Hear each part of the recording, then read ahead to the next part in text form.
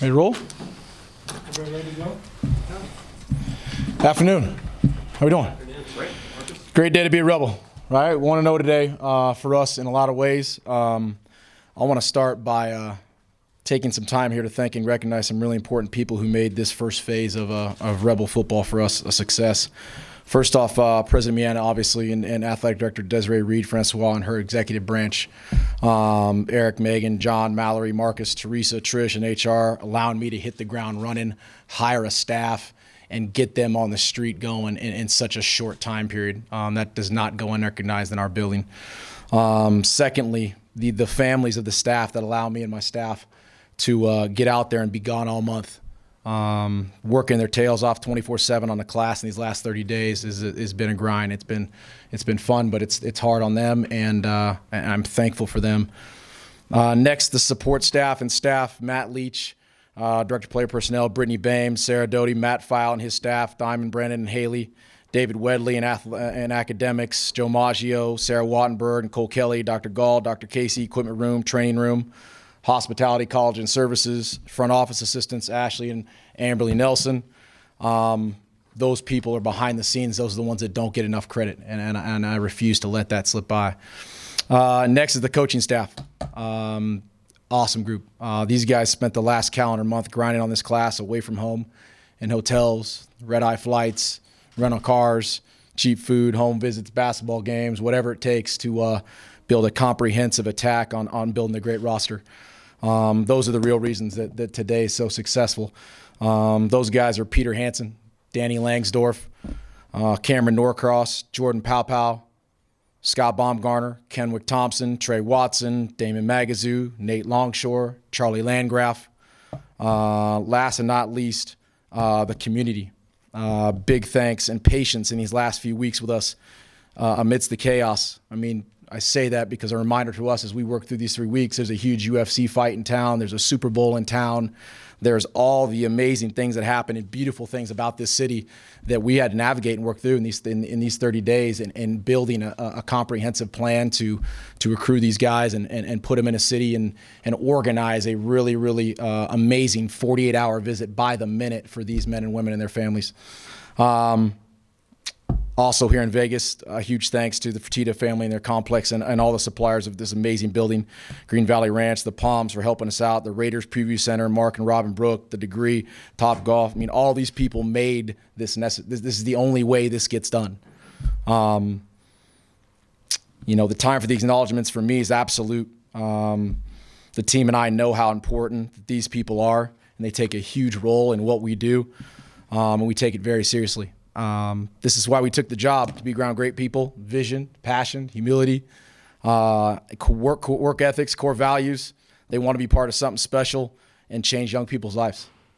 Finally, also, to the Williams family, we continue to share our thoughts and love with them as they work together through this next stage with Darren. We're here for them hand in hand, and we got their backs 1,000% in everything they do. Now on to the class. Great group of guys. The goal overall was to bolster the roster and all the way around, any and all positions, and you saw that. Phase one in this goal in recruiting is identify and evaluate accurately and effectively high character guys, great academics, athleticism, speed, toughness, size, and growth potential. And those are a few key elements that when we hit the street, we had to make sure that we got the most information on.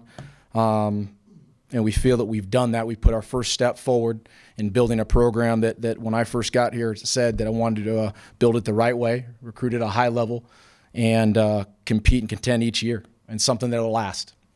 I'm fired up about this community, about the staff, the city, everything that's happened. This group has been amazing, and it's been a really, really fun month and an awesome morning for us here at UNLV football. With that, I'll go through some stuff, some final closing things later. But with that, that's about it. If we've got some questions we can go through, I can help dive into those as we move forward. Marcus, you beat some Power 5s out for a number of players. Can you ask it into a mic, please, real quick? Thank you. Yeah. Marcus, What was the decision to even go after some players being recruited by Power Fives, and what do you attribute to landing a good number of those players? Yeah, I think that we didn't shy away from anybody else's offers. I have a Power Five staff. I have an elite staff that will go up to bat with anybody. We feel we identified guys that fit us as a program, and with that, there were guys that maybe didn't, that had Power Five offers that many feel were guys that maybe should you take, but we weren't going to compromise, and we weren't afraid to go to bat against those guys.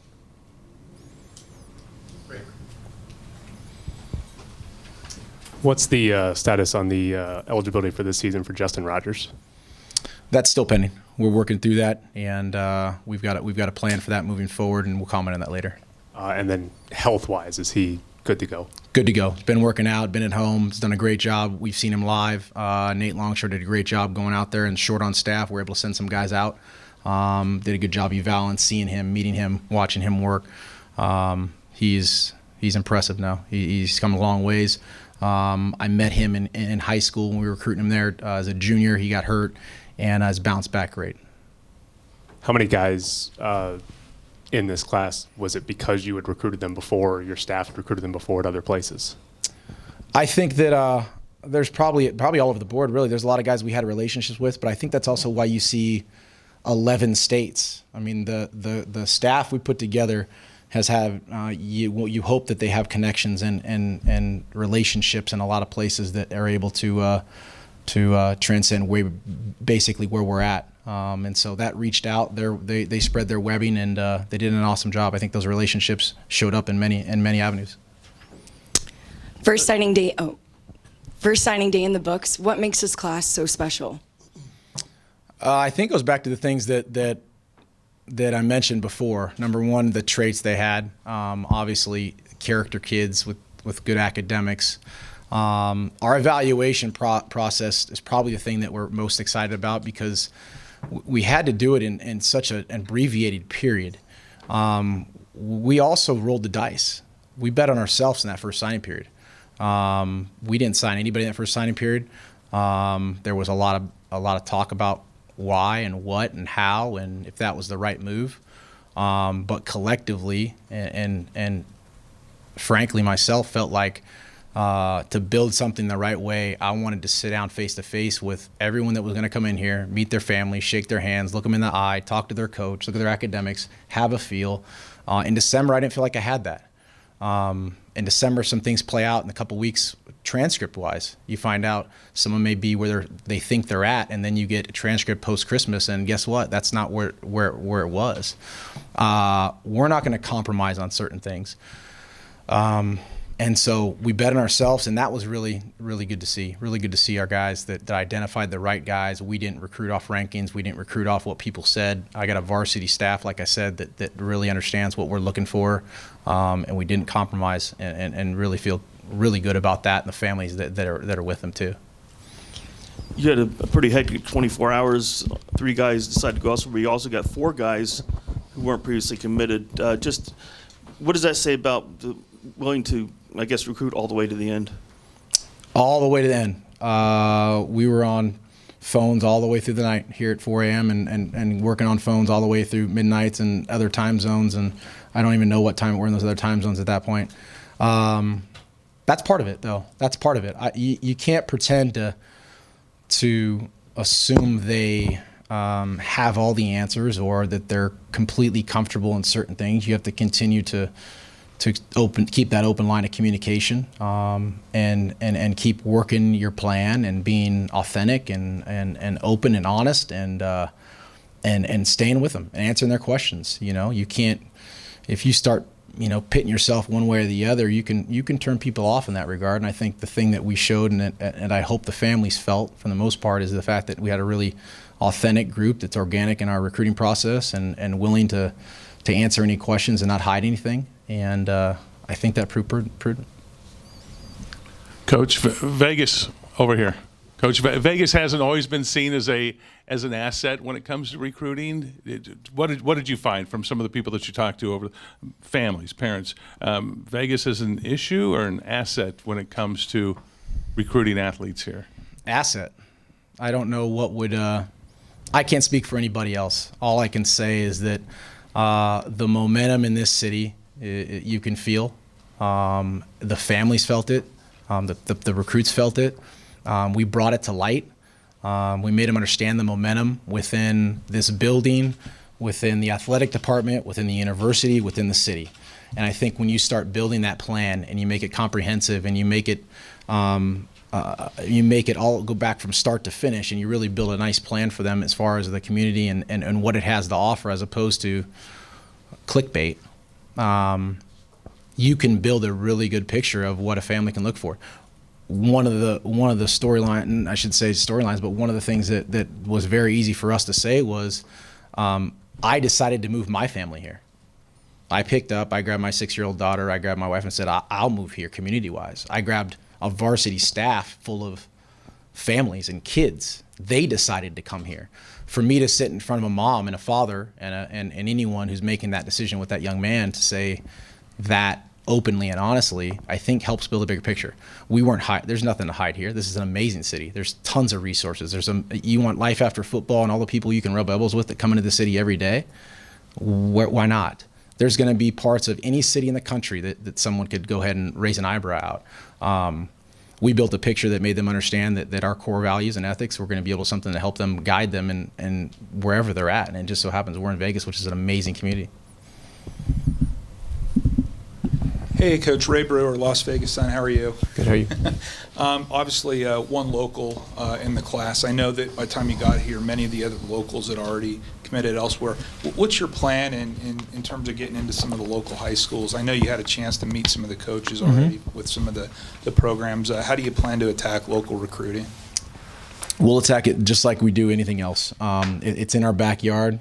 We were already working on a plan right now to get our guys locally engaged into the people here. It was a little bit different of a plan in regards to taking our time to get around and meet people and really get into the neighborhoods right away, when in fact we had to go identify individuals across the country right away. I did take the first day. That first day I went out as fast as I could before I caught a plane and met as many people as I could. But we'll recruit Vegas as hard as we recruit anything else. We want to keep our guys here. The ball players and coaches that are here, we have an open door policy to get them here and engage us and see what we do and how we do it is imperative. And that will be something we attack full speed. Coach over here. What did you tell these kids about being kind of the foundation and carrying the torch for what this program becomes, being the first class under you? Well, I think that was part of it. Was easy to see my excitement for it when they sat down. I mean, all of us were. We were around them the entire time, and we were open and they could see our excitement about the community and the program and what we're instilling. We drew out a basic plan for them and exactly how we're going to attack that as far as our core values.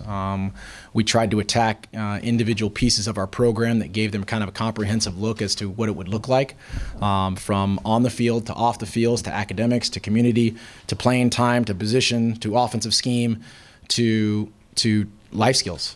And I think that as much as we could pack in 48 hours to build them an understanding of what we're doing, we did that. And I think that all you could then hope for is that they walked away and signed up, and for the most part, we got exactly what we wanted. Did you want to sign as big of a class as you could? Yeah, I think any time you can bolster your roster with as much positive flow and good players as you can, you'll do it. We had obviously the opportunity to do that in many ways and did that with still a couple things left over that we might be able to work with later. But yeah, we were going to make sure that we took care of everything we could. You guys still have one left to use? Yeah, one or two. I'll have to check with Matt Leach as we move forward on some things. There's always attrition, but a really, really positive class and numbers-wise. Coach, who in this class has you most excited? Name some names, mention some players. If you want, you're going to go top 2 or 3, or top 1 if there top is. 2 or 3 is not fair. It's not fair. It's not. Top 1. I could rip all. I'd have to take my jacket off and get seated to go through all of them. I'm excited about. The bigs always get me excited. You know, the O-line and D-line guys. I mean, you know, guys that you run down that list and see guys like Tiger Shanks and Alani and Osei and Adam Plants and transfers included. Those big guys in the trenches are the heart of any program. And so evaluating those guys and get them with Coach Norcross and get them with us and get them with Pete and identify those guys that I think could be the bigs in the trenches are the most exciting for me. Everyone's excited about quarterbacks and being flashy and running and catching. That's all sexy and stuff. But I'm excited about these big guys. I'm excited about seeing them be physical up front and really establishing a culture of physicalness and toughness in our group.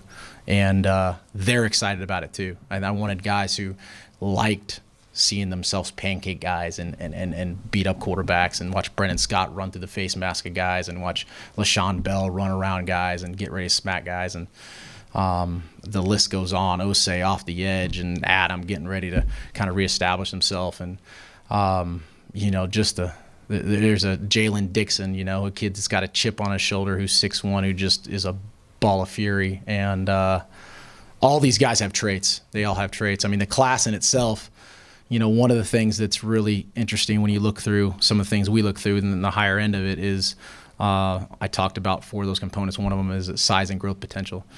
We had 8 to 9 guys in a 80-inch wingspan or more, 79 to 80 inches. That's about 6'8". And so the reason I bring that up is length of a football player is a big part of what we talk about. And a lot of times we look at just height. But you got guys like Wasali, who's someone walks on the football field with an eval that's maybe brief and sees a 6'1", 6'2" lineman, 6'3" maybe, and says he's too short. But when he goes to reach for you, he's 35 inches away from you. He's got an 80-inch wingspan. So those things make a difference in separation at the line of scrimmage and really being able to get some knockoff. That's what I get fired up about, as you can tell. Those are the things that get me fired up is some of those traits that we really hold near and dear to us. Coach Cassie Soto, Las Vegas Review-Journal. What was the easiest selling point? Was it this building that we're in, the future home that you'll be playing in? What was it? The people. I took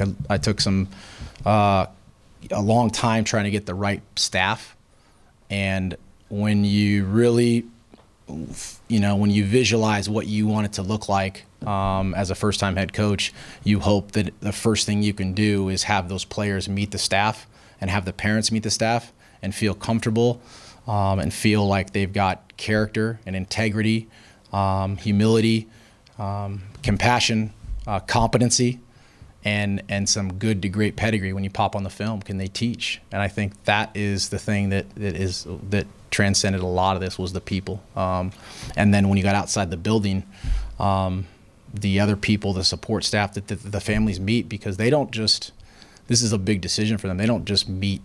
They're smart. They're not going to just meet people in the building. That could be skewed.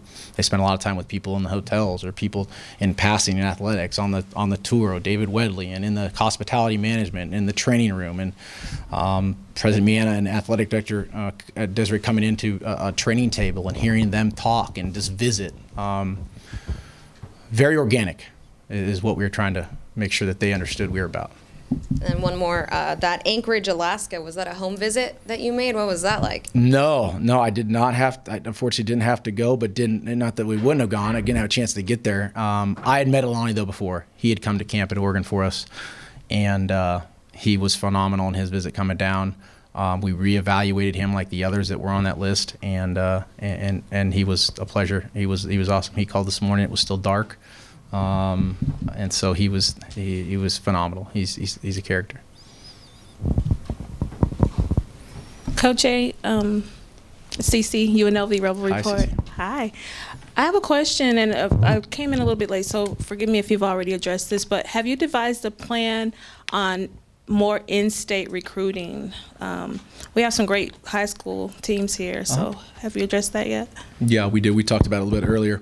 We'll recruit this city. We'll recruit it just as we will everything else, and that's all the way, full speed. The short time we had getting guys evaluated quickly in town was more of a national scope because we identified players as we eval'd them as opposed to just getting those first few days and spending them really locked into the city, unfortunately.